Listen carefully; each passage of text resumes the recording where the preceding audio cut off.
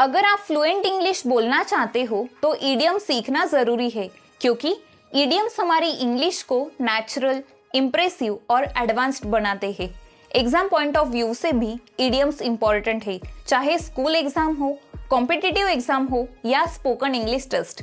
सो आज के वीडियो में हम सीखेंगे 10 और अनकॉमन इंग्लिश ईडियम्स, उनके हिंदी मीनिंग्स के साथ और एक एक एग्जाम्पल के साथ। My name is Aditi, you're watching me on Mauli Self Improvement. First idiom is hit the sack, मतलब सोने जाना। English meaning to go to sleep. For example, I'm really tired, I'm going to hit the sack early. मैं बहुत थक गई हूँ, मैं जल्दी सोने जा रही हूँ। Let's see the next idiom, once in a blue moon, मतलब बहुत कम बार या कभी कभार। English meaning very rarely. For example, we go out for dinner once in a blue moon, यानी हम बहुत कम बार या कभी कभार डिनर पर बाहर जाते हैं। Let's move on to the next idiom, let the cat out of the bag, यानी राज खोल देना। English meaning to reveal a secret by mistake. For example, he let the cat out of the bag about the surprise party, उसने surprise party का राज खोल दिया।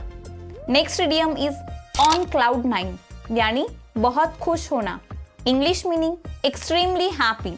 For example, she was on cloud 9 after winning the prize, इनाम जीतने के बाद वह बहुत खुश थी। Let's see the next idiom, cut corners, यानी सस्ता या अधूरा काम करना। English meaning to do something quickly और cheaply, often by skipping steps. For example, don't cut corners when it comes to safety, सुरक्षा के मामले में लापरवाही मत करो। Next idiom we have is cost an arm and a leg, यानी बहुत महंगा होना। English meaning very expensive. For example, this phone cost me an arm and a leg, यह फोन मुझे बहुत महंगा पड़ा। Coming to our next idiom, keep an eye on, यानी ध्यान रखना। English meaning to watch carefully.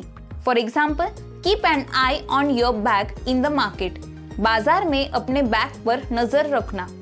Alright, moving on to the next idiom, throw in the towel, यानी हार मान लेना। English meaning to give up और admit defeat.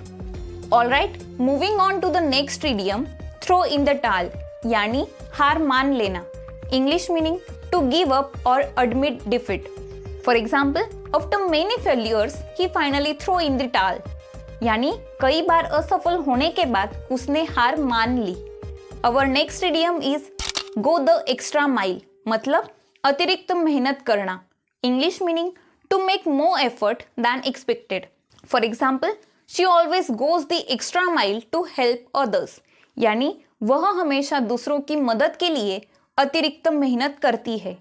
Okay, let's jump to the next and last idiom, bite off more than you can chew, मतलब ज्यादा जिम्मेदारी ले लेना। English meaning to take on more responsibility than you can handle. For example, he bit off more than he could chew by taking 2 jobs. So friends, ये थे कुछ amazing idioms जो आपको इंग्लिश को नेक्स्ट लेवल पर ले जाएंगे। Idioms use करने से आपकी स्पीकिंग नेचुरल लगती है और आप एग्जाम में भी एक्स्ट्रा मार्क्स पा सकते हो।